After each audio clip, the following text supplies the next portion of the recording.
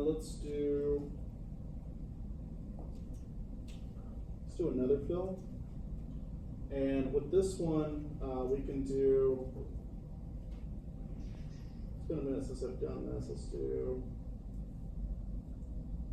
maybe a base color, but we can do maybe a pattern or something. So this program automatically comes with a ton of different types of patterns, procedurals, things like that. So if we look up maybe dirt,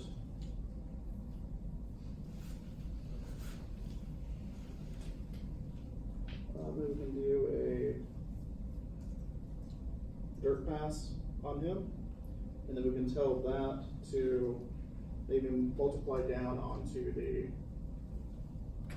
color. Maybe bring that down a little bit.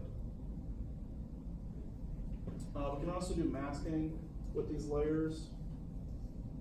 So if I right click, I can do, let's do add a black mask. And so with the black mask, we can paint in areas where this stuff will show. So maybe like the dirty areas, maybe just for a different type of design, if you want to. We can also do something like a generator, and the generator is going to be more procedurally created, and we can tell to mask out areas, maybe like a dripping generator. And so we can tell it to maybe not spread as much. So I think this is like a rust generator, dripping rust. So we can have it kind of like look at the model and create different types of patterns based on this model.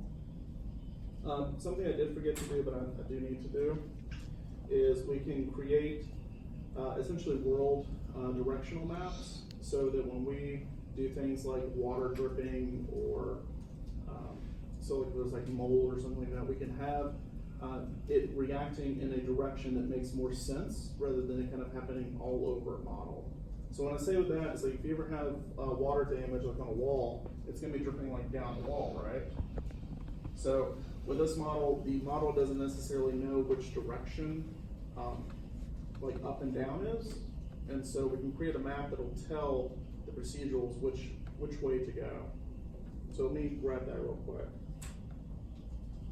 So I believe if we go under texture set settings and scroll down, so this area right here, go to bake mesh maps. I'm going to leave world space normal checked because that's the one that I need. Actually, I'm going to leave all these checked and let it just bake through it. And I'm going to tell it to bake all texture sets. So it's going to go through and check everything.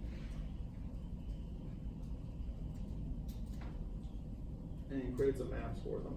These are not necessarily maps we'll use when we render it, but this is really just so that when we go through and paint it, it can give us some better, more realistic results.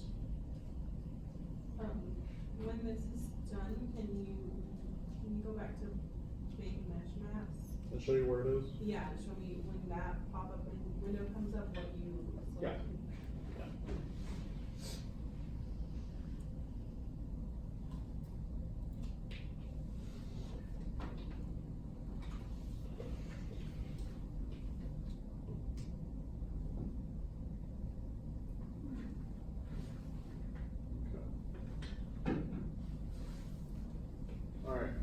So the bake mesh maps right here, texture set settings, just scroll down from here down to mesh maps, and it says bake mesh maps right there. And so now we didn't have any map sets in here, and now we have a number of maps. So we have a world space map, a normal map, an ambient occlusion map, curvature, and so these will be used kind of automatically later on. So we don't really have to do anything with these anymore, but it's good that they are here. So future like layers and textures that you make will apply to those same world maps that you just made? Mm-hmm. Yeah, and depending on what like brushes or whatever we use, like if it's a procedural brush, it will affect how that is applied to the mesh. So probably gonna crash the program, but let's try this. So I'm gonna click on particles, just to show you how this works. We have a rain brush, and so this will actually splatter the mesh with rain particles. It's kinda cool. Oh, they crashed the program. It will crash the program, because I'm gonna be spraying it with like 100,000 particles. But this machine is not made for that. That's it. I mean, have you seen how small this thing is? It's just a little laptop. So, anyway,